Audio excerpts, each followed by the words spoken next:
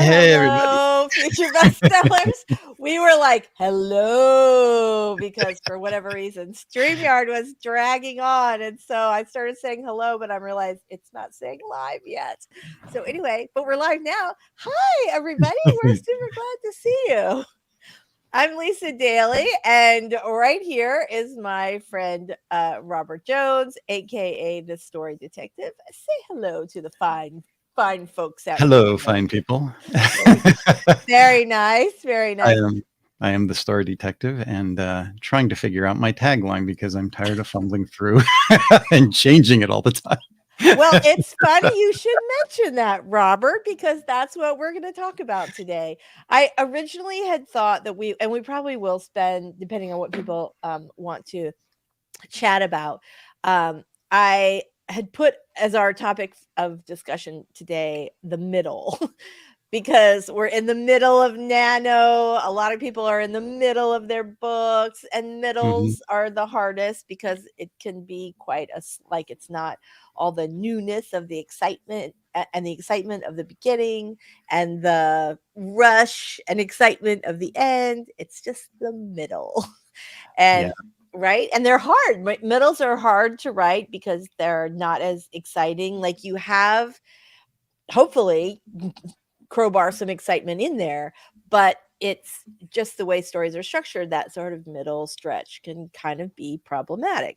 So I feel like we'll talk about both those things, but I think this idea of how to write your author tagline is a really good topic for us because one, on AuthorTube, I feel like you need one, but this is something that, and it's not necessarily the same one that you would have like for your writing, right? For your books.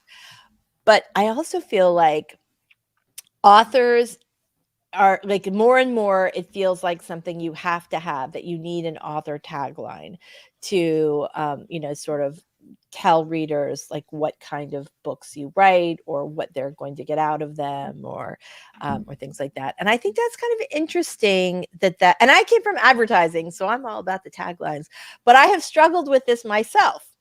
Like back in the day when I was writing nonfiction dating advice and romantic comedies, my tagline was, God, what was it? It was something about creating romantic relationships, both real and imaginary, or something. Or I could either help you find a great relationship or build you one from scratch. I don't remember. There were many iterations of that sort of idea that like I like could create one or the other. But I don't know how. I don't know, like that did explain who I was, but I don't know if it really explained something, if it explained things in a way that it would actually sell books for me. When I think about it in hindsight, I go, well, yes, it did tell what I was doing, but I don't know if it was a thing. And I feel like I'm comfortable with my tagline for YouTube, which is, if you want to write a book you're super proud of and get it published, this is the channel for you, right? Yeah. That's good. It's good and it's catchy. Yeah, it tells people like, why they're here. Is this you? Yes. Okay, you're in the right place. Congratulations. But I think it's a lot more complicated with reader taglines or with author taglines. Okay, you guys, let us know. We're going to say hi to the folks in the chat today. Michelle should be with us anytime now. I have not checked my email, but I know I sent out the invites last night for the stream today. You guys have no idea. Like usually it's like an hour before. And you know why I did it? Because I've been really, really good about my new writing schedule. I am writing first thing in the morning. I am not looking, like I don't want to see anything. I'm not answering emails. I am just writing. I'm not looking at the news. That was something I used to always look at first thing in the morning, and now I'm not doing it at all. I'm on a total news diet, which is hard because it's like election time. Yeah. Like I've heard the big things because I have friends who've texted me like, oh my God, can you believe this? But yeah, I've been trying to kind of steer clear of the news, and I will say it's made my mood a lot better, and I have been writing really well, and I'm very happy about that. I've been doing well too as far as NaNoWriMo.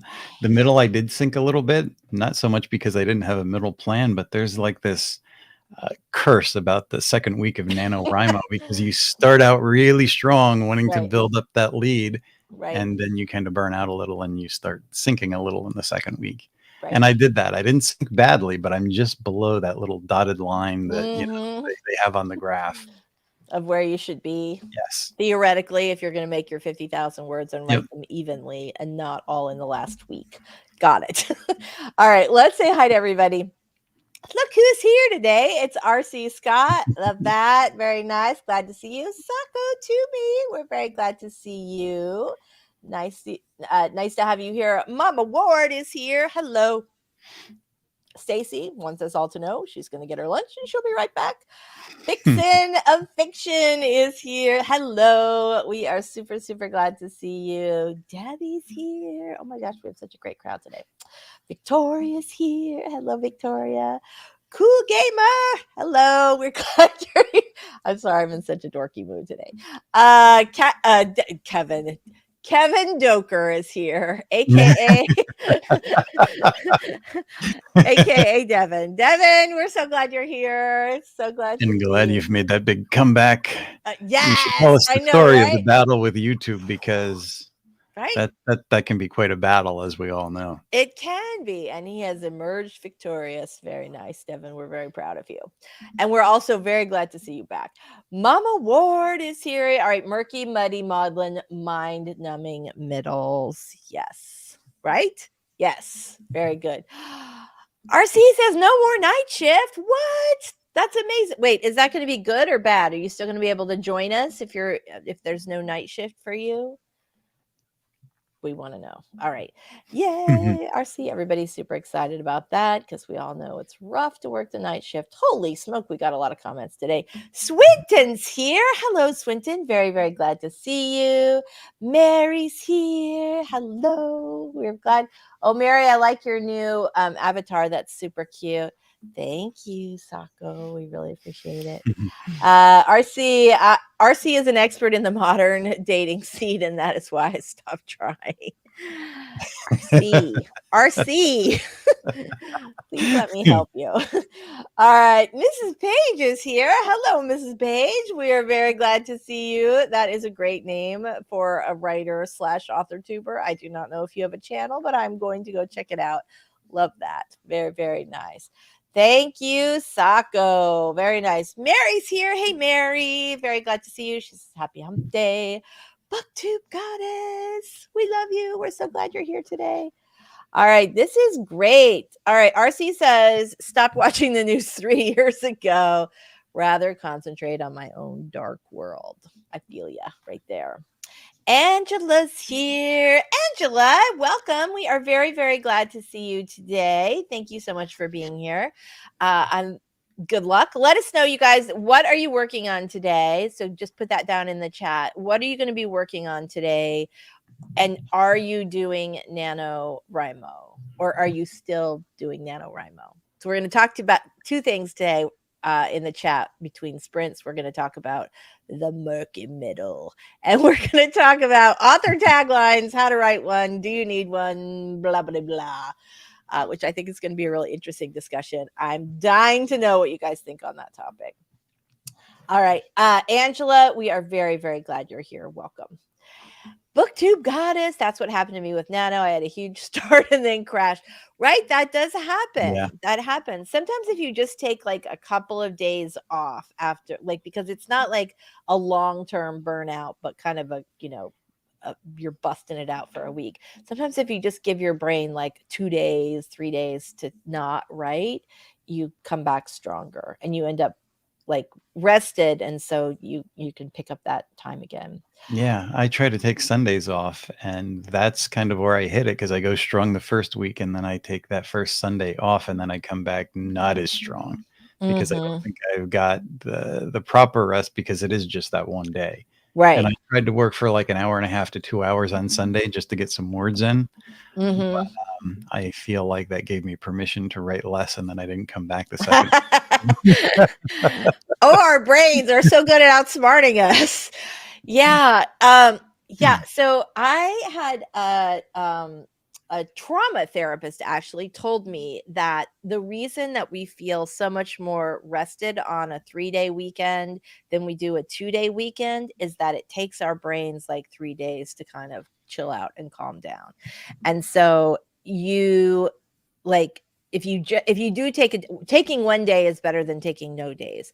But if you can take 3 days, which feels like a lot when you're trying to get something done in, 30 days, right? But if you can take 3 days, then that's like having a little mini vacation. That makes a lot of sense because, if I stop for a while and I take a break, it takes me about 3 days to get back into the groove of it as well. So Yeah, they our get brain, coming and right? going for 3 That's right. Very good. Yay. See, Angela, this just means you're in the right place. You've already got lots of friends here. All right. Very, very nice. I'm going to go through. Look who else is here. It's Morgan. Hello, Morgan. We are very, very glad to see you today. All right. We got a little chit chat about the weather. Jen writes romance. Jen, I write romance. I'm very glad to see you here today. Very nice. All right. Sako is working on the rewards for my Kickstarter that is in full swing today. So close to 1K. What?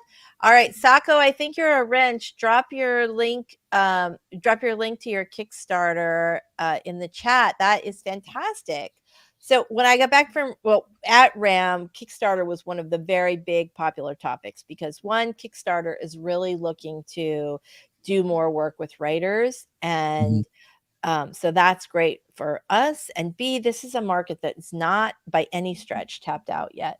And so if you have the time and inclination, Kickstarter, I think, is just such a cool opportunity. Yeah. I Yeah. read an article in Writer's Digest that talked about that as well. They talked about, Indiegogo and the other crowdfundings, but they said if you're going to do it for writing, Kickstarter is actually a bit better. And if you can get an effective plan going, that's the place to be. Yeah. So let me see if I can track this down really fast. So I have a client, had a writing client, Sky Warren, who is a massive 7-figure best-selling romance author. And she is fascinating to me because she had a pretty serious health issue. And so she used to work like major hours every day, like 8 or 10 hours every day. But then when she got sick, she was supporting her family, and she's like, how can I continue to make this amount of money and work 2 hours a day? Because that was all the juice that she had. And which, everybody here either knows somebody who's, got a health issue like that or has gone through something like that themselves. And this was a thing. And she also like structures her books in a way, or structured her writing life in a way that I had never seen before. And so when I'm helping her with this book, like we worked on it pretty intensely for a time, and then I just really didn't hear from her. And normally with the coaching thing, like part of that is nagging people to stay on track. But with her, I just did a little bit of nagging, but not a lot, because of the illness, and I didn't want to pile on. And she's a person who gets stuff done. So I thought, okay, when she's ready, she'll come back to this. And we were pretty close to done by that point. Well, I had just started hearing a couple weeks ago, like, oh, Sky's book's out. I'm so excited. Sky's book's out. And I kept going on Amazon, like, I'm not seeing it. And she was just planning a conference. So I didn't want to reach out like then. I knew I was going to see her. But it turned out that she was, that she had launched the book exclusively on Kickstarter, and she is not putting it on Amazon. She had no intention of putting it on Amazon or any other. And this thing's been up for a couple of weeks. She's raised $130,000. Wow. Now, I know. Now, granted, your mileage may vary. And the other thing is, she's a good person to look at, like, for rewards. Because she did a really nice job with this. And also like all the different levels. Like I always like to look at people who are doing something really well and, see like what lessons do we learn from that. So Sako, as you are as you are doing this, maybe take a peek at Sky Warren's Kickstarter, because it's really phenomenal. She funded it immediately, and then it was like, what do they call it? Like all the stretch goals, one after another. So, but yeah, 130 grand before the book is out, which is kind of amazing. So, yeah. All right. Definitely looking into this. I know, right? But I will say, let me just tell you this, like, you should read the book anyway.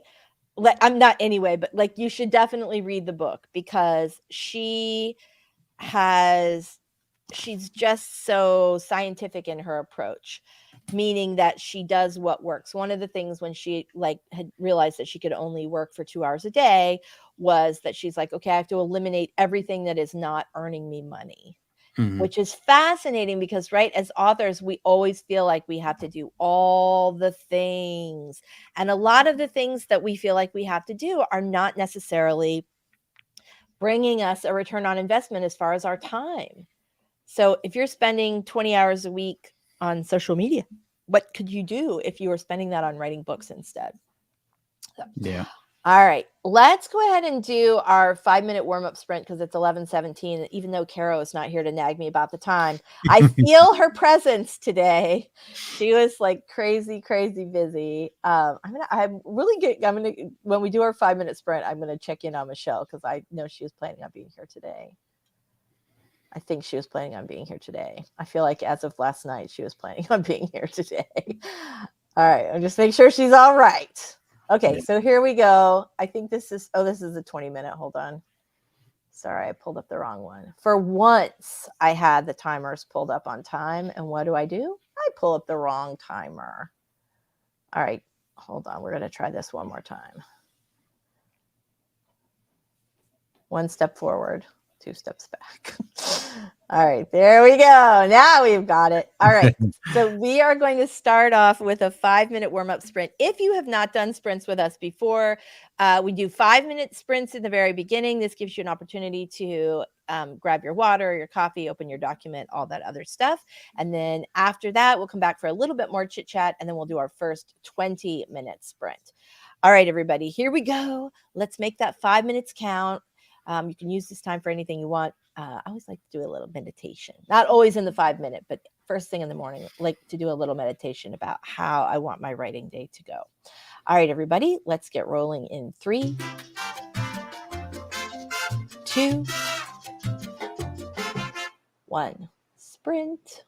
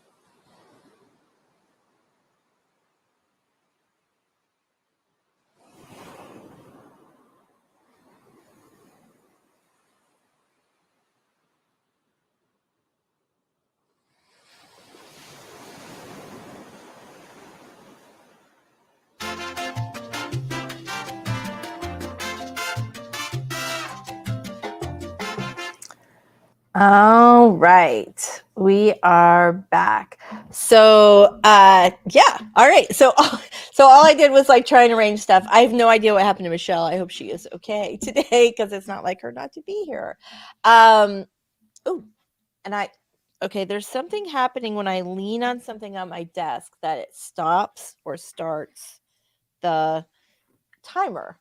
I have no idea what it was. I don't know if you guys noticed, about 20 seconds before the 5-minute timer was about to end, it stopped for a few seconds and I had to go back in there and restart it. But this is the second time I've done that. I have no idea what I'm leaning on or that such a thing exists, but I can make videos stop just by doing this. That's a skill you can take all the way to the bank, isn't it? My mother's going to be so proud when she finds out. All right, you guys. So what are you working on today, Robert? I'm working on my nano project and hopefully getting a good day in today like I did yesterday, and I'll be back on that little dotted line going up the hill. Let's make that happen today. I am working on my hockey rom-com. My goal is to finish it by the end of NaNoWriMo. That's like, I've done it, eureka. It may take me, with Thanksgiving, it may take me like a little, like a week later, but I'm going to get it done. Okay. So Mary's wondering if I'm hitting the space bar. No, I'm not anywhere near it. And whatever it is I'm hitting, it's with my elbow. It's like if I lean on something all of a sudden. I really don't know. I think it might have something to do with this, right? So because I am semi-technical, but not all the way technical, I have like my little setup with a nicer mic and the good headphones. But for some reason, the YouTube sounds don't play in the headphones, and I can't figure out the setting to make it go. But when I'm writing, like if I don't hear the sounds letting me know that the sprint has ended, then I don't know when to stop it, and we could all just be here for 7 hours. And I know you guys have stuff to do, so I feel like I have to listen to the thing. So I have like these headphones like snaked up through here just so I can hear it ending. So yeah, there's that. So I feel like it maybe has something to do with this, but I'm not. Oh, it does, because I accidentally just started again. Okay. All right, you guys, I have now made a discovery. I had no idea that I could do that. I thought that was just like for the volume. And I did it again. All right. Okay. So here's what we're going to do. Let's talk about what everybody's working on today. And then we are going back to blah, blah, blah. Then we're going to go we're going to do some sprints. All right, so what is everybody working on? Stacy says, I used the first sprint to finish my lunch, pull up my document, read the last couple of pages. Very nice, very nice. I feel like we had, oh my gosh, there are a lot of comments, and StreamYard just jumped. All right, Miss Page says, first novel of my first rom-com series. What? I'm writing my first rom-com series. I have written I've written several other rom-coms, but this is the very first series I've ever written, and it's a little bit more complicated than I previously thought. I have to keep going back, even though it's an interconnected standalone. I have to keep going back and like plotting things so I know, like, oh, can I add this in? Do I have to add this in? That kind of thing. All right, what else is everybody working on? So good luck with that. I'm MS Page on NaNoWriMo 2 for a writing buddy. All right, fantastic. I'm missing that. I don't know quite what. Oh, I missed Page on Nano. Maybe today's not going to be a good writing today. It's not a good brain day. So sometimes those go together, sometimes not. Swinton wants to know, is anyone here who's written a graphic novel? One of my characters is trying to write their first one, and I want to make sure I get it right. Okay, that's pretty cool. RC has determined that he needs a fan following. Don't we all? Let's build one, shall we? All right, there we nice. Very good. RC, I can address the previous question. Yeah, let's do that. If they're writing a graphic novel, just think in terms of like a movie script, because a comic book script is it's a little bit different, but very similar to writing a movie script. And of course, you're going to need artists and seek out people to work with you if they don't have that already. And getting people interested can be a problem. So unless they already have somebody on board, the search is on. There you go. So for those of you who are new and don't know this, Robert used to be, for a long time, was a comic artist for Marvel. So he actually knows a lot about this particular topic. Well, he knows a lot about a lot of topics, but he knows a lot about this particular topic. RC, I was going to shop around my graphic novel, every publisher aside from the big two. I wonder who those could be. Worked my way down the list. Good job. Very, very nice. All right, let's see. Stacy finished lunch. Swinton wants to know all about Sako's process. Draw first, then words, or the other way around. Pretty cool. Very nice. Heather's here. Hi, Heather. We're very glad you made it today. All right, Sako does lettering and bubbles first, then draw, so I know how much space to leave when I draw. All right, that makes sense. Very, very nice. All right. Savion, am I saying your name right? If I'm not, please correct me phonetically. Savion, or in a nice way, or however you want. Anyway, please let us know how to pronounce your name so we're not screwing it up every time. Savion Taylor looked at college map, started second 100 to 150 word essay. Good job. Very nice. And welcome. Very, very nice. All right, here we go. BookTube Goddess, still futzing with my Nano project. New middle grade sci-fi. Very nice, very nice. Paget's here. Hello. And saying hi to Jen Writes Romance. Paget. Like we have like, Jen, Paget. All right, Jen, I'm so glad. I'm up in the morning for a change. Yay. We are very, very glad that you are here today. All right, I have got to get this through. Anwar's here. Anwar's my video editor, and I owe you so much work, Anwar. All right, anyway, hi, love you. Glad you're here today. Padgett says, how's the new schedule working? I have no idea what this comment is about, but I also love Cherry Coke, but not the zero part. Give me all the sugar. All right, you guys. Jen Writes Romance says, I don't like the extreme night owl thing. I want to go back to morning's nap and then working till like 10 or 11. I am in a unique position now where I can now go back to like my natural, normal body schedule. And apparently I've been very, very tired because lately I've been going to bed at like somewhere between 10 and midnight and sleeping till like 9 o'clock. Like every day.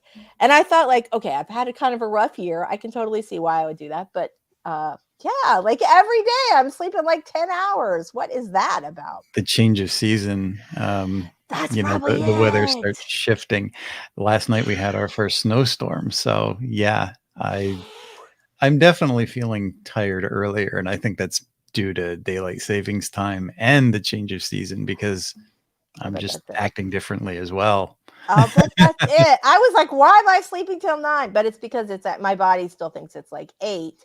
So that's, or, if I'm sleeping till 8:30 or 9, that's 7:30. All right. Okay. That makes perfect sense. I completely forgot about the time change, even though I completely hate it. All right. So Devin's not working on Nano. Hopefully next year, give it a shot. Right now, working on finishing a chapter and getting started on the next.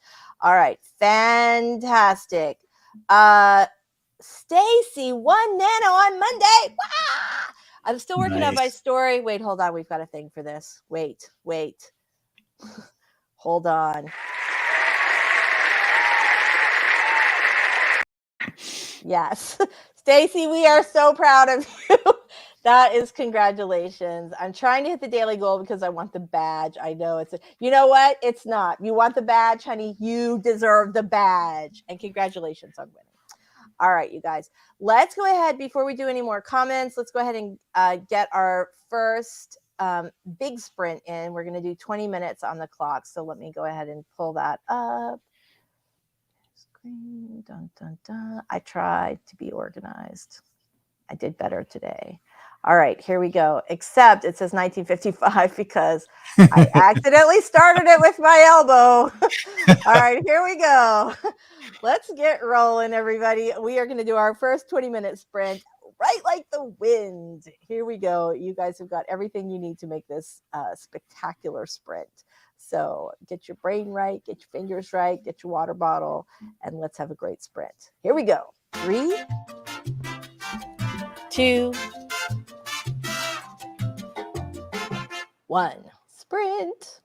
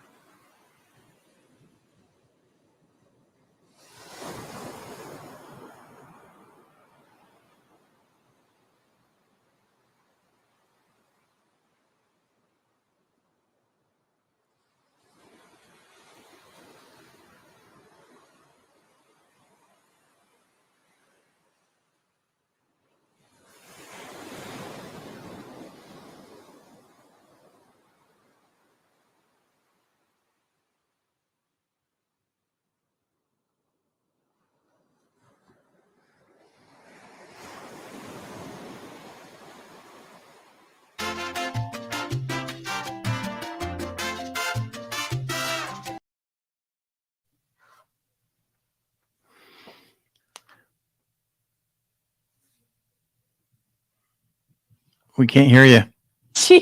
I think that 25 minutes went by so fast. Oh my gosh. I was like, what? It did. All right. So I have no idea what I got because I'm writing in a oh, this is weird. Like I just restarted the timer. What is happening? Anyway, so I was writing this morning in Dictate, and then I had moved stuff over to Google Doc, and I was trying to dictate in that last sprint, and it just was not, and so I ended up going back to like manually typing, right? Like this is how I type apparently. Manually writing. And but because I have it like in 2 documents and there's no word count feature in I dictate or dictate whatever it was. I don't know. I have no idea. I had a good sprint. I have no idea what I wrote. All right, Yeah, so I have to highlight and hit a word count on this thing since I'm using an old word processor. Yes. And it's not giving me an actual word count. LCD screen and everything. I love that. I love that. But it does really help you like just, stay focused. So, Yeah, all right. no So internet. exactly. All right. So Jen's got 203 words. You know what? That is an awesome start. Swinton got words, took the dog out. Everybody's happy. Doll is here. Hello, Doll. I just finished going through another batch of editing notes this morning, so I'm just socializing. We're very glad you're here to chit chat. Stacy's here. 216 words. Very, very nice. Pageant. Yay. I know. What's so funny is like this is one of the things that I think either makes people go away or like the sprints. Like I feel like people feel kind of strongly about it, but I write faster with ocean sounds and I like them. And I feel like I'm glad that you like them. I'll just say that. Thank you. So glad. Anyway, Mary got nothing done. After the desk came in, my brain took the distraction and ran with it. Feel like that. Jen feels like she's on a cruise. Yes, that's my whole vibe. If you feel like you're on a cruise, you are in the right place with me. Okay. 203 is decent. Right. Oh, Jen, are you like crazy fast writer? Carrow's like that. She makes us all feel super jelly, but books get done at all different speeds, right? So we can all feel good. You feel good? Feel good. Don't worry about comparing yourself to anybody else. Although we can, like, we'll use Jen like the rabbit, like that they do at the dog races. Like, they have the little rabbit and all the dogs. So Jen, you could be our rabbit today. Carrow's often our rabbit. So, all right. Doll says she likes it. I just suck at working in sprints out. Well, you know what? Some people love it. Some people don't. We're just glad you were hanging out, Doll. Very glad. All right. So so we're going to talk about author taglines and middles. So let's do it. Let's talk about, do you want to talk about taglines first? Let's do that. So we don't, because me, I'll just go blah, and then we won't. Sure. I mean, my basic questions are, how do you sum yourself up in terms of, presenting yourself accurately? And as we talked before the stream, I can mention comic books to people and they'll be like, oh, wow, you worked for Marvel. And then other people are just like, but what does that have to do with writing? And that's the thing that I've dealt with my entire career. You work for Marvel. And as I said, I wanted to write. I've co-plotted stories. I've given them a lot of ideas. And when you work there, you're in a box unless you're a giant selling cash cow. You don't get to do more than one thing. You will pretty much get beaten down and threatened to stay in your box. So sad. All right, so let's talk about that. So how do you write an author tagline if you're if you do many things or if you're not quite sure what to say about you? So when I think about you, and again, I spent time as an advertising copywriter and I've written a lot of taglines in my day. So when you say that, when I think about that, I think, well, you are a visual storyteller. And the great thing about that is that works for the Marvel stuff, right? Because you are a comic artist and you told stories as an artist, but also your writing is very visual. And so if I'm reading a book by you, like I really get like a very, at least the one that I did read, I got a very strong sense of place. And so, and detail.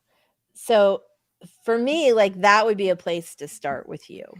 I Yeah, will. visual storytelling is good. I mean, that was, I mean, my first sense of storytelling came from my grandfather, who told a lot of stories like in an old-fashioned oral kind of way.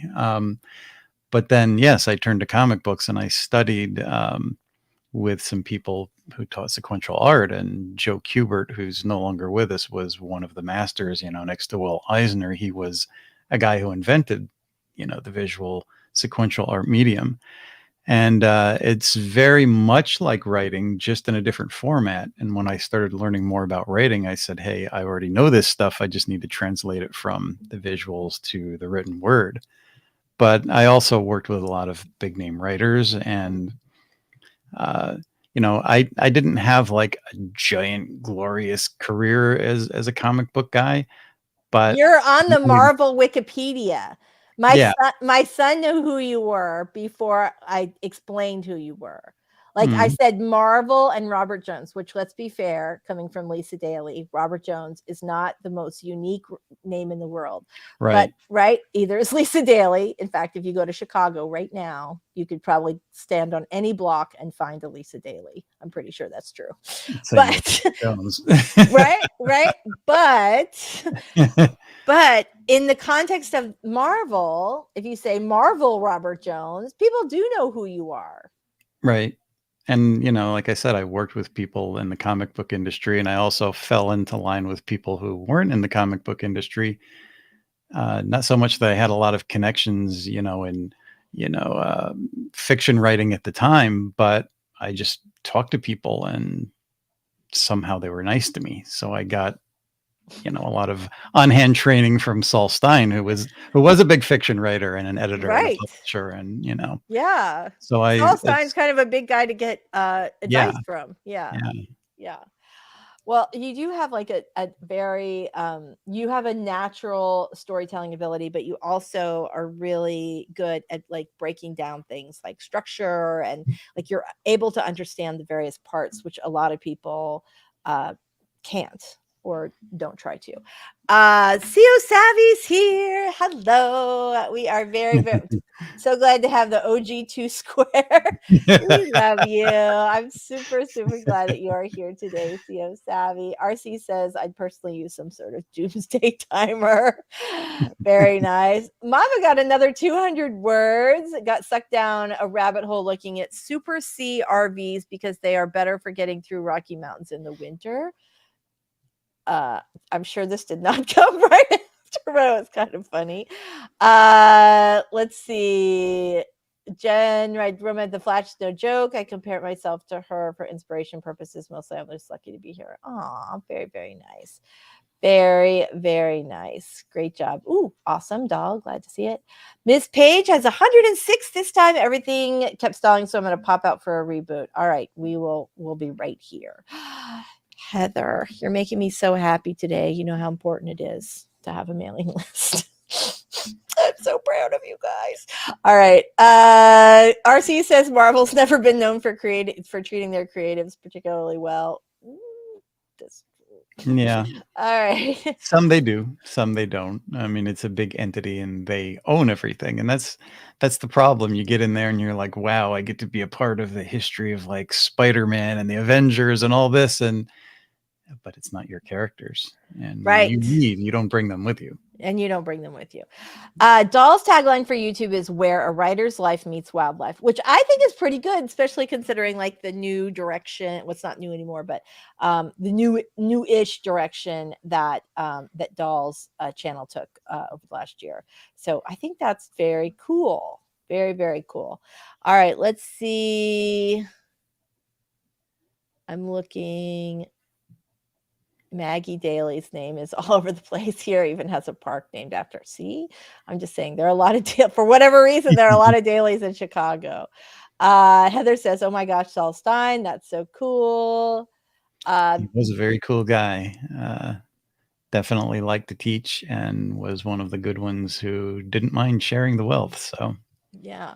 Well, I'm going to give you guys something to think about before, as far as taglines, before we go back and do another round of sprints. So I think when you're writing taglines, you want to sort of distill things down to the most kind of simple and true elements. So I would start with things like, you are a visual writer, right? That brings both things, but also think about like what the readers are looking for. Some readers like a visual style, but some people don't care. So if you want to work that in, then you absolutely can. You can always change your tagline. I feel like people feel like if they have one and they outgrow it, that they are stuck with it forever. And the truth is that companies change their taglines all the time. So there's that. And then the other approach to it that I think is kind of interesting, that I had never heard of before, my friend Renee Rose hired another author to write her tagline. And she does, this woman writes author taglines based on the most common core wound in the book. So if you write a lot of series, you because we're humans and often we're just working out our own shit when we're writing, as we all know, right? That the core wounds that you come back to over and over again are either things that something that really interests you, or something that you have experienced or overcome yourself. And so when we talk about coming up with a tagline based on core wounds, Renee Rose's tagline is claimed by love. And she has this, like her books are all have these sort of alpha romance heroes. And, but the thing, I guess, that is really common throughout her book is that these heroines have this fear of abandonment. And so in Renee's stories, there's no, like, they're soulmates, they're never going to be apart, they're like, they know they're, matched. And so that, like, the core wound is this idea of abandonment, and her characters over and over again are like, there's a name for it and it's escaping me right now. It's not insta love, it's just soulmates. There's another name for it in the romance community. One of the romance authors is probably gonna knock it out, but anyway, but this, like, that you're a pair, that you're meant to be together, and that, like, once he's found you, then he's never giving you up. And so I thought that was really an interesting approach. Can you think about that? What are the core wounds that your characters are facing in your, because if you think about it, the readers are probably, well, I mean, her theory is the readers are also, just as we are rewriting core wounds, our readers are rereading core wounds over and over again, like they're attracted to the same kinds of stories. And I do think there's some real truth in that. I think for me, if I combine that in my own way for a tagline, I mean, learning from a guy like Joe Kubert, that was the sequential guy with pictures, and Saul Stein, that was the guy with words. They were both very methodical people, and they were about solutions. And that's sort of like what I do on my channel. Right. Come up with storycraft solutions, because I've always been kind of OCD. So I was kind of drawn to those guys because they had a solution for everything. And if you look at it closely and you understand enough craft, the solutions are there. So the pictures are kind of like movies, because comic books, comic books and storyboards. So there was a very close connection with film. But film even has different names for it a little bit. Every door and every wall is set up and it divides us. It may not be meant to divide us, but that's why I say look into different kinds of storytelling, because there's parallels, but they all know a little bit more than you do in your own box, in your own corner. And the more you know, the more you know. That's true. That is absolutely the truth. Mama Word says, my taglines for stories and my brand always comes back to be better, not bitter. That's just like a good tagline for life, right? Very, very good tagline for life. Eva's here. Hello. We are very, very Hey, glad Eva. you made it today. Very nice to see you. Love that. Very, very nice. Happy birthday also to you, Eva. We're I think it was, I feel like I read yesterday. Was it yesterday? Anyway, happy birthday. So she says, oh, my birthday was pretty okay. Feels like months ago now. So maybe not yesterday. I feel like I saw it kind of at some point. It floated by my consciousness, but I have not been on YouTube or social media in like a week.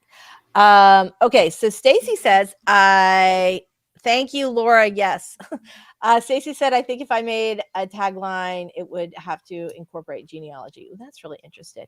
Okay, Laura Nettles, thank you. Dear God, you know how it is, like, hello, I'm a romance author and a book coach. This should be on the tip of my tongue. Well, it was on the tip of my tongue. I just couldn't get it off. Fated mates. Yeah. Yes, exactly. All right. So Heather says, I'm starting to get better at blurbs. Ooh, that's very good. Very, very nice. Life, betrayal, and change. Always offer the choice, be bitter or become better. Love that. Very nice. Eva says, are we making taglines for our books or as authors? Well, we're talking about the idea that authors sort of need to have a tagline. Like this is kind of a trend that we're seeing everywhere, that authors have taglines. And so generally the author tagline sort of gives the reader a clue about what kind of books they're going to, what kind of books you write, like what kind of, what hole does this particular book plug, or what am I, am I going to get an escape or this or this or this? So, and for me, I certainly don't want to sound like I'm just writing graphic novels or superhero fantasies either, because that's something that finds its way into some of my stories. But I think of myself as multi-genre, and certainly the fiction writing from Stein has sort of worked its way in there, that I like more serious stories, but I like all genres. I don't want to be pigeonholed. I was pigeonholed once in my comic book career. It's no fun. I don't want to be there again. Breaking the chains. Robert's breaking the chains. He's like, that's it. CO has a very good thought here. Never thought of a tagline, but I do have a mission statement. I don't write to become rich, but rather to enrich the lives of others. I love that. Yeah. And also, can we not do both? Because, all right, I feel like I am on a mission to explode this idea that authors can't make money, because I know I make money. I know a ton of authors who make money, and you do not have, like, I feel like we all need to like get this idea that we have to be starving to death in order to write books for a living is a lie. It's wrong. And so let's do both. You can enrich lives of others and simultaneously enrich your own life. It's you deserve a really nice, comfy writing space, and to make a good living, and to not have to pick between your art and your bank It's a account. bridge to cross. And even guys like Stein would say, if you're writing just to make money, you're never going to make it, because you have to do it for a deeper reason. Absolutely. But there's no reason that you can't get out there and make money. Yeah, no, that's exactly it, right? If you're going into writing books to make money, you will probably not, although certainly there are some. But for the most part, this is not like a great, like quick money making opportunity. But if you're there to tell stories and to make people happy or sad or think, or just take them out of their crappy lives for a week, or a couple days or a couple hours, depending on how long your books are and how fast they read. If you're doing that, that's valuable. That's worth something. And this idea, like, I feel like from the time that we're little kids, the idea of starving artists are just pounded into our heads. And it doesn't have to be. You do not have to be a sellout to make money as an author. And the best way, I think, to make money writing books is to write books that people love. So what's bad about that? All right. It's another wall of separation that exists. If you are an artist, you do it for love, and there's always that choice between love and money, because the money people are the guys behind the scenes, or the publishers, and now we have to be the publishers. So it's not so much a choice between love and money. That's a wall that's constructed between. It doesn't have to exist. Money is just another form of energy and trade. And if you're writing something good and you're good at what you do, think of all the people that have millions or billions of dollars that have absolutely not even half the smarts that most of the people in this chat have, and yet they have turned it into millions of dollars just by sometimes being not so nice. But shouldn't you make money for doing something that you're really good at and not just being an asshole?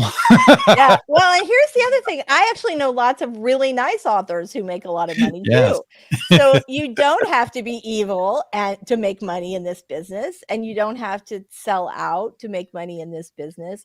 There are, you can be you, and imagine how much more good you could do if you had more money and you didn't have that worry. Or I think about this a lot because I think that this is one of those things that authors believe to be true, and I don't think it necessarily has to be true. I have had tons of people come up to me throughout my career and talk about being humble and being, doing good for people. And it's all about that not crossing that line kind of attitude. And yet when I was working in my career, I helped more people than I ever did because I was in a position where I could do that. I got a lot of people jobs, and I helped guide them in the right direction. And of course, if you're making a little more money, you can actually help people who may be in need rather than sitting around being poor and broke. So it's a mental state. It is a mental state. That's once totally you cross true. the mental state, you realize just what BS it is. Yeah, exactly. Well, yeah. Okay, I'll say one more thing before we go to our next sprint, and that is I feel like it benefits some of the big corporations that make money off of artists' work to perpetrate that story that if you are an artist, like that you shouldn't expect to have any money out of that endeavor. Like the people that continue to sort of perpetrate that are the people who are in fact making money out of those endeavors. They're just a little. They don't want you to know. They want you to come to them because they know something that you don't, and you can all be that there. Information is now available on the internet, though. Just so you know. All right, Laura, I love this. My self-gifted title is "Penner of Terror." Is that a tagline? Yeah, I think it is. I mean, I think it is. I mean, it tells what you write, and I think it is a tagline. All right, there we go. Eva says I would need a tagline for each pen name. I write from different places for each. Interesting idea. I may play with that concept. That's kind of cool. Angela says love stories from my heart to yours. Oh, love that. Eva says same, Robert. I'll sacrifice marketing just to keep writing what I want to write. Marketing just helps you find your readers, right? You don't have to write to market for sure, but there are people who want like knitting murder mysteries are out there, right? Yeah. They're out there. Again, it's about finding those solutions, and there's a market for everything. It's just that a lot of us aren't standing in the right square projecting it because we are thinking there's not a market for us. Right, exactly. All right, very good, right? If I publish, it's to make money, 100%.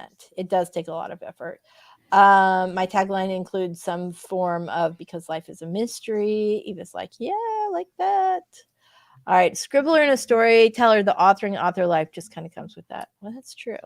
All right, Becca's here. Hey, Becca, we're glad to see you. At my age, with all the ups and downs of income from my writing, I definitely write out of love. Yeah, you have to, because there's always those ups and downs. Even if you make big money on a project, there's no guarantee you make the same money. So if you don't love it, you're going to get knocked around a lot. Yeah. Okay. Can I say, I kind of dig this. For my vampire romance, fate has fangs, but souls are stronger than blood. There's something in there. There's like a really interesting idea in there. I really like that. All right, let's see. Okay, guys, we are going to go ahead and do our next sprint. It is NaNoWriMo. We got to make sure we're staying on and getting our work done today. All right, here we go. Let me pull this up. Once again, I have a random time. Okay, here we go. We are going to start sprinting. Everybody I'm sorry, I downshifted really fast there. Everybody take a deep breath. Okay, we are going to start an awesome 20-minute writing sprint, and you are going to just write like the wind or, dust your kitchen. All right, here we go, everybody. Let's get started in 3, 2, 1. Sprint.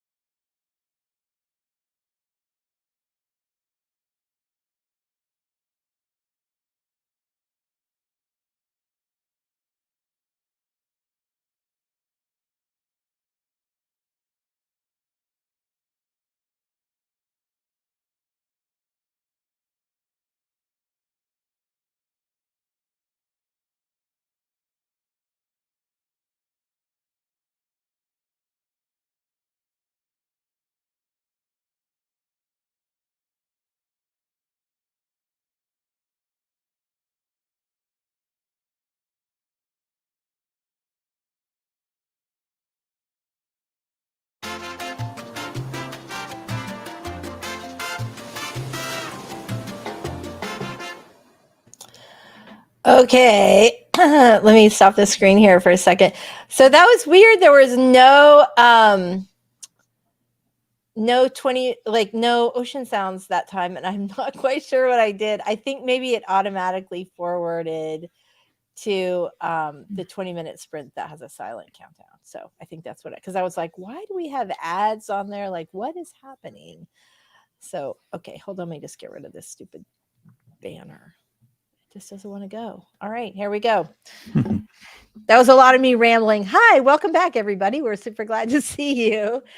So how did you do on that last sprint?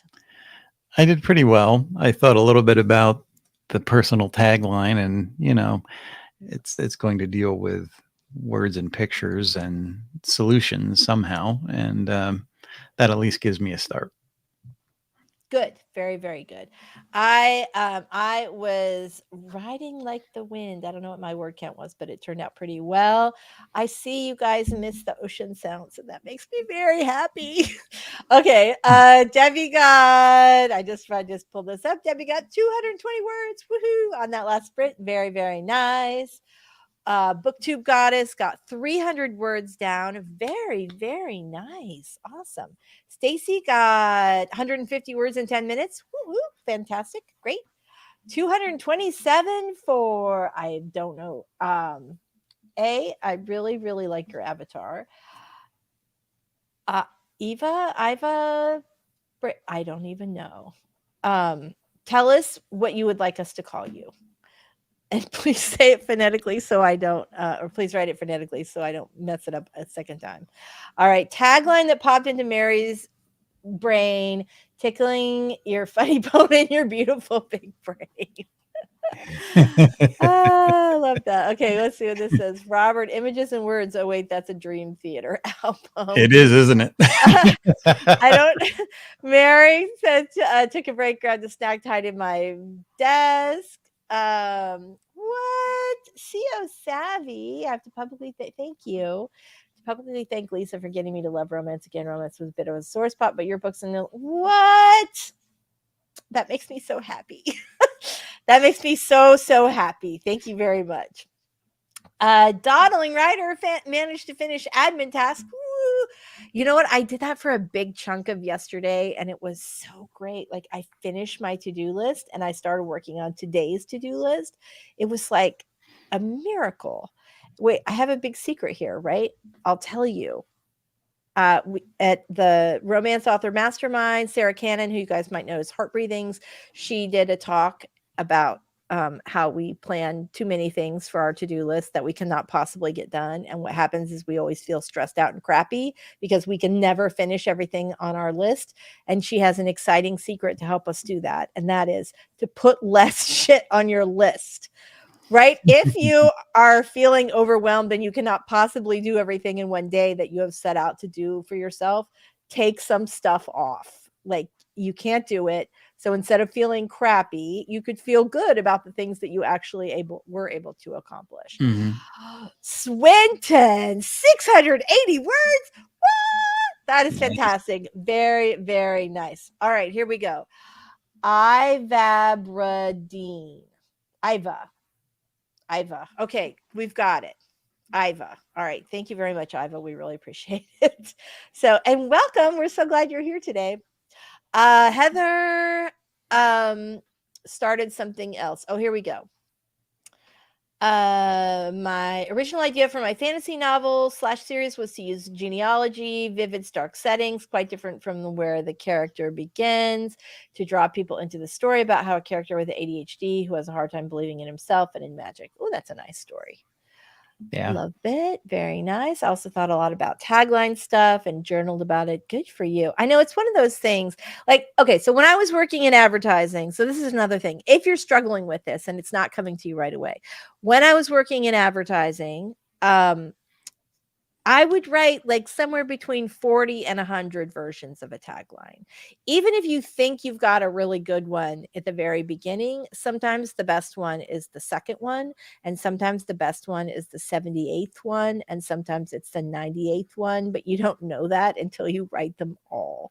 So even though, and I would never rewrite a book 100 times, but a tagline, absolutely. Absolutely.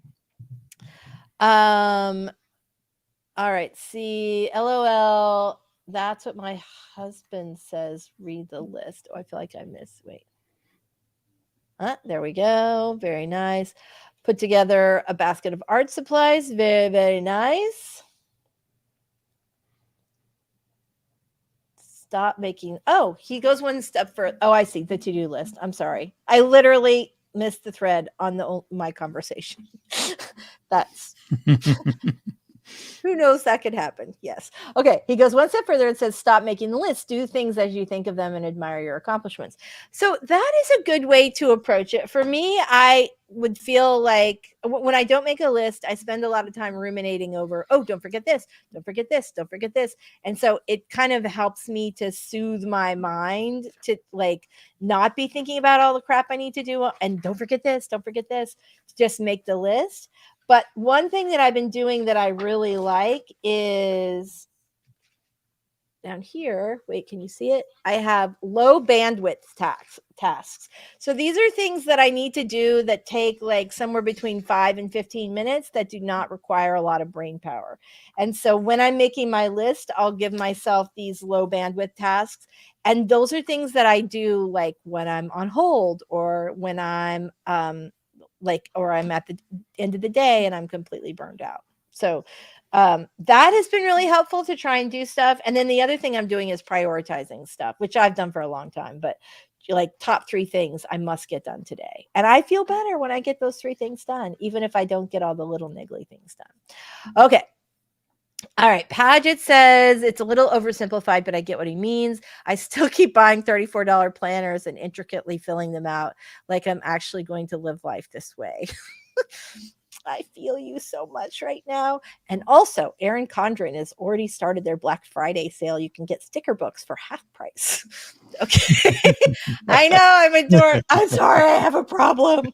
All right. I just got the notification on my phone. All right. So there's that. And Angela says, I spent time watching dignified transfer videos to get into my next scene. Awesome. Very nice. Oh my God, Lisa, you're taking my Mad Men obsession and giving it real breath. I love it. I'm working on it. That's one. So this is one of the things where I'm like, I need to incorporate this back in my life. But I had really I had a rough year last year. And I'm like, okay, if I can only do one thing, is it AuthorTube or is it writing books? And I'm like, it's writing books. But if I can do 2 things, which I think I can, we'll see. We'll see how it goes. But anyway, yes, video's coming. All right. Yes, totally me. Very nice. Oh, good. Thank you so much. Very good. Yes. I liked about editing and writing. I'm a dork. Low bandwidth task list is a great idea. Thank you very much. Not mine. Sarah Cannon gets all the credit, but it's brilliant. Enabler, yes.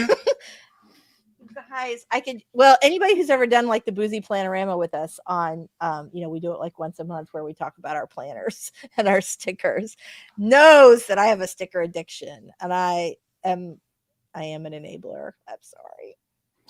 Okay. Avion says, with lists, I write no more than 3. If I complete them by lunchtime, then I list 3 more. Planning at max capacity is a one-way ticket to Burnout City. True. Not that we didn't already know that you were a wise woman, but super true. Super true. Yeah, I've tried planners and I get the same kind of burnout. If I make a whole lot of plans, I feel I need to accomplish them. And if I don't, then I fall into that time trap where I'm falling behind. So a habit tracker kind of thing works for me, where if I list tasks and I can check them off and make a game out of checking off tasks and not commit to all of them, then I can say, okay, look, I checked off 3 things today or 5 things today, depending. And that makes me feel more accomplished. Yes. Well, yes, that's exactly right. Right. And also think about how crappy you feel when you have a to-do list where you did not even make it halfway through the list. Yes. Right. Yeah. That was it. I finished everything it's a lighter list than I normally do, but I finished everything on my list yesterday. And I felt like really happy and accomplished and all of this. All right, Mary, this is sort of funny. So yeah, once a month, it's usually usually either the last Sunday of the month or the first Sunday of the new month. We do so. Subscribe to the channel to get notifications if you haven't already. But we where we get together for like 2 hours and we plan out our next quarter or we plan out our next month and talk about writing challenges and things like that. I love it. I love the Boozy Planorama. Yes, I love that. I make writing like our little live stream. I make little stickers for that. Love, love, love that. Yes, very nice. Love this. Love that. All right. Deliberately not looking at the total washi tape rolls and colored pens. These are my people. Yeah. Okay. Can I say this is our tagline? Easiest tagline I ever wrote. Hashtag liquor and stickers. Yeah. Anyway, funny. All right. Yeah. Although you know who's really good at coming up with taglines and just lines in general on the fly is CO Savvy. She's come up with many things over the years of stuff that ends up kind of being what we do. All right. So I plan what I want to accomplish for the week, but I keep the amount short. I think that's the thing. One of the things that Sarah Cannon had said that was so inspiring was like you can either like build one brick a week on 28 buildings, or you could put all of your bricks into one building or two buildings and actually finish that building and move on to the next one, which is like, right, very good. Okay. Right, yes, that's exactly the kind of night it is, Angela. You are welcome anytime. If any of you are procrastinator addicts over on Etsy, she actually made us some stickers and liquor stickers, like just as a gift because she's pretty awesome. So anyway, what we did not talk about today, which we said we were going to, we don't quite have enough time for one more sprint, but I did want to talk about middles because they're often the most challenging part of the book. And if you guys have any questions or things that you want to say about middles or anything that you're kind of struggling with right now, then we have like 9 minutes to pop them up. But I feel like for me, I'm a plotter, and so my middles are generally pretty planned out, and so they don't come any more slowly or much more slowly than the rest of the book does. But I also know that that is an area where people really get stuck. And when I get stuck generally in a book, it's because there's something I haven't figured out that I need to go back, or I've, that I hadn't considered that I need to go back and sort of figure out on paper before I can actually write it. Paget says I own 274 unfinished buildings in this analogy. Right? Let me say this about Robert. First of all, Robert knows he's always welcome at the Boozy Planorama. I appeared in the first one. He did. He appeared in the first one. We talked. He got a planner. We talked paper quality and notes soaking through on the pens. Yeah, right. So if you go back to the very first Boozy Planorama, Robert was in fact on there. But maybe we'll talk him in. Maybe we'll see if he's like interested in doing like big goal planning for 2023. Well, I am planning big goals for 2023, so maybe it's time to hop on the next one. A little return. I think that would be very, very nice. I have no idea what's happening here. I feel like I missed the first part, but I'm all for it. There's chocolate hidden in the canvas bags. I want to do some gel printing on 2 little canvas crossbody bags and hanging wood and heart plaque all in a wire basket. That sounds super cute. I don't know what it is, but it sounds awesome. I will say I have another friend. I almost asked him to come on today, but he had his book launched yesterday and it's a big book. And so he's going to be pretty busy. He's got a bunch of events lined up. And his name's Matt Coyle. The book is called Doomed Legacy, and it is a really fantastic book. But Matt writes mysteries, and he's a pantser.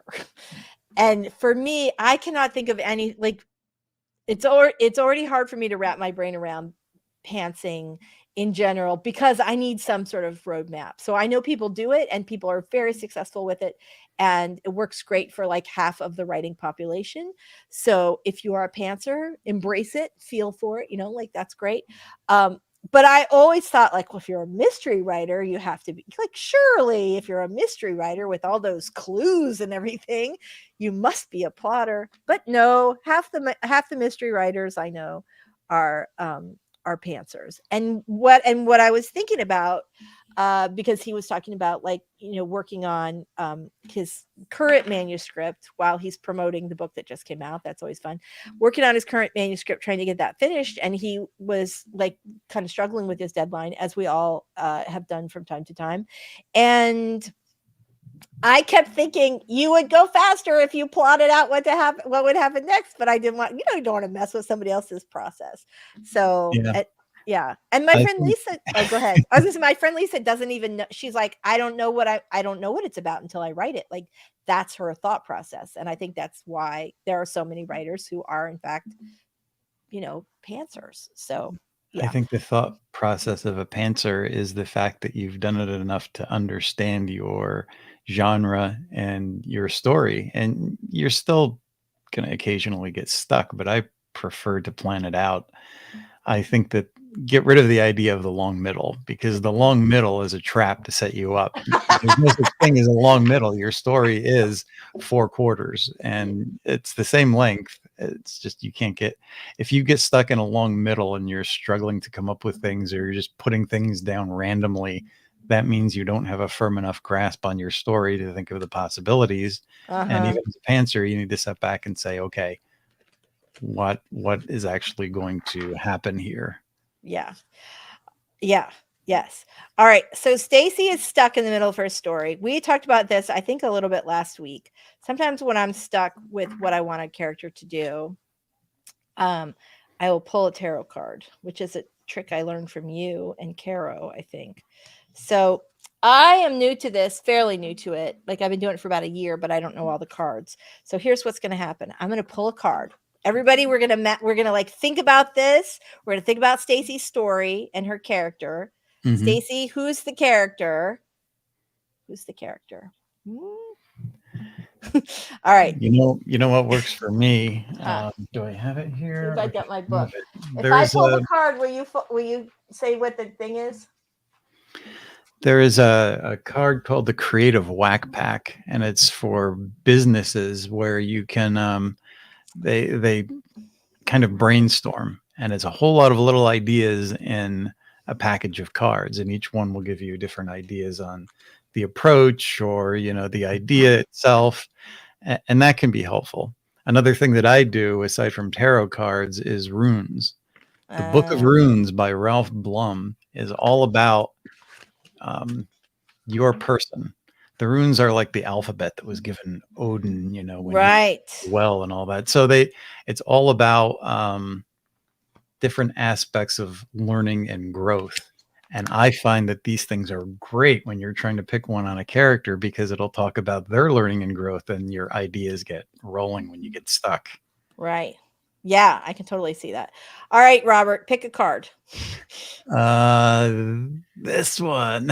Yeah, that's it. That one right there. That's the one. Okay.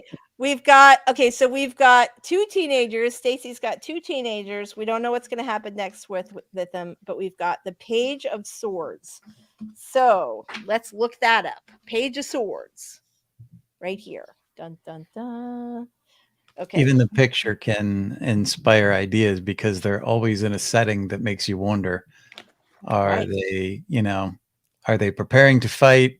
Are they, what are they doing out there on their own? Are they practicing for the next challenge? Right. There's a lot of thought that can just go into looking at that little bit of artwork. Yeah, that's true. All right, let's see what it says about the Page of Swords. All right, so we got it straight up and down.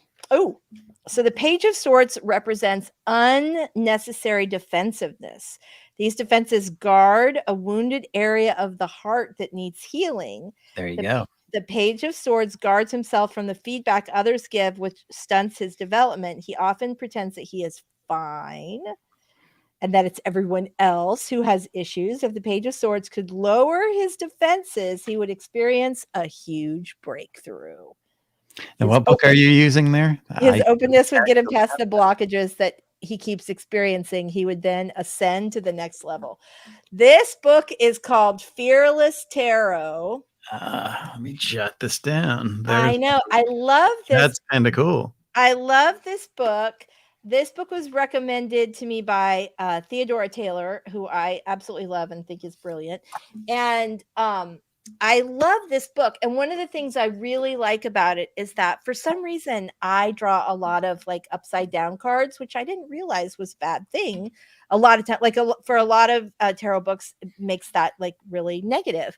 But this particular book sort of looks for like the positive lesson in that. So yeah, there's no such thing as a negative, but if you pick it reversed and you read that meaning, try to flip it on its head, it's almost like the reverse of that, which could be a good thing, could be a negative thing. It depends on what you're looking at. Yeah, absolutely. Well, looks like not the only people who do this, for sure. Love that. Runes, yes. Yes. Fantastic. Very I always have nice. my bag of runes handy. I love that, Robert. I really love that. So I like, right, just like in that idea for me, I like that idea of like being vulnerable and being defensive. Like there might be something in there. All right. Doll says reverse tarot cards are not always a bad thing. Depends on the context. I think that's it. Like this book sort of, it's not like, oh, well, now you fucked this up. It's like, ooh, I don't know if I shouldn't say that on YouTube. It's more like here is the different, like, here's the lesson you're going to keep learning if you don't learn the lesson. So anyway.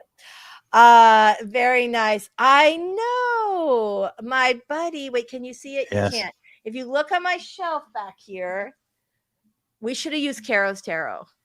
Yeah. We should have used Carrow's Tarot. Do we have enough time? All right, hold on. I have one sock on. I don't know how she, hold on. We're going to see what Carrow's Tarot says, because maybe that is the big solution. Hold on. All right.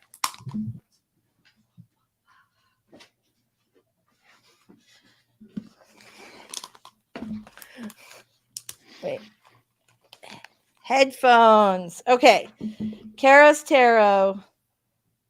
Oh, it's funny. I just opened up to Page of Wands, but I need Page of Swords.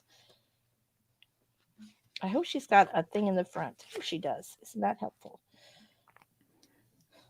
Mary Wimbley, Stones from the Muse. I have that one too. That was one for writers. And there's some interesting things. It's not as good as like the observation deck. There's a lot more information in that. That's another deck of cards for writers. I found it in Barnes & Noble years ago. Yeah. All right. So this is interesting. In Carrow's book, there's a squirrel. The squirrel is a page. She says, if you're looking at the card wondering, I put a squirrel there as a Page of Swords. This handsome fellow you see there is actually a version of, I don't know how to say this. It looks like potato, Ratatoskr. Oh, the messenger god of the Norse pantheon. I still don't know who the name of that god. Anyway, known for gathering information and starting fights with the eagle and dragon living within the sacred tree. Granted, you can really put any other messenger god in there and it nearly had the same effect. But the hidden malicious nature of our rat squirrel makes him better fit for this card. So she says she affectionately refers to the card as New Project Syndrome. The Page of Swords reminds me of the Ace in Swords in that it bursts with new ideas, thoughts, concepts, plans, and energy. The only difference is the page taking the first initial steps to follow through with those ideas. Well, there's lots more in here, and you can pick up the book at your favorite bookstore. Love that. Love. All right, I'm going to pop through this really quick, and then we have got to run Literary Witches Oracle. I don't know what that is, but I've got to order that right away, just on the title alone. Yeah, I don't think I've heard of that one. That's great. Oh, I love this. Mama Ward did her entire August 80K, pulling 3 cards per chapter while following a very loose plot outline.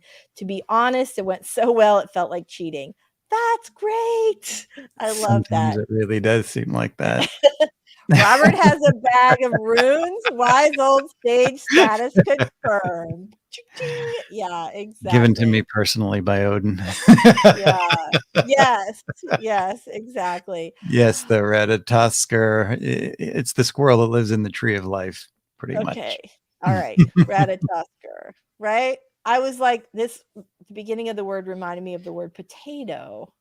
So say it again, Ratatoskr. I believe that's how it's pronounced. All right, very nice. All right, and Stacy says my favorite deck is the Spiral Tarot. All right, well, I'm not sure if we've helped anyone today, but we certainly have been entertaining in our last few minutes. So I just want to thank all of you guys for being here today. We did hear from Michelle. I don't know if I told you guys that. She actually was having power outages all morning long. I'm not sure what's going on with Texas, but that is not good. Anyway, so thanks very much for being here today. Before we go, Robert, do you want to do your little outro and say bye? Okay, let's see. I don't have many notes here. I just jotted down a few things. But yes, I am Robert Jones. My channel is The Story Detective, where I take all my experience of being an artist from Marvel Comics, studying storytelling through words and pictures, and all the people and events that have gathered in my life to help put those things under a Sherlockian microscope and break down the craft and give it to you in a very OCD kind of way. Meaning well organized In hopes and that well your thought craft through. journey will be easier for it. And you won't Yes. make the same mistakes I did. And you have ensured that for us, and we are all extremely, extremely grateful. All right, so Stacy says, yes, it was helpful. I'm very, very glad. Doll says, I was given a bag of runes from the detective sage himself. Very nice. On the knowledge. Exactly. I'm Lisa Daly. Thank you guys so much for being here today. I write romantic comedies and nonfiction advice. And if you want to write a book you're super proud of and get it published, this is a great channel to start. Thank you all so much for being here today. I hope that your nano is going really, really well. And we are so, so excited that you guys all came to hang out with us. So we will see you next week. I hope you have an awesome And you know, it day. would be fun if we took people's character problems and actually pick different cards on it. That was kind of a fun little thing. Fun. We can do that. We could do that. Or we could talk it through in more depth, actually. We could do a little character problem solving. Add some runes into the mix. And it feels weird, a little mystical, magical character development, but I am here for it. I love it. Anything that makes you think, right? Anything that makes you think. Awesome. All right. So Dawdling Writer is live. Thank you very much. If you guys all want to head on over there. Very nice. You guys are awesome. Thank you so much for being here this week. And we will see you next Wednesday. Bye, everybody. Take care, everybody. Bye.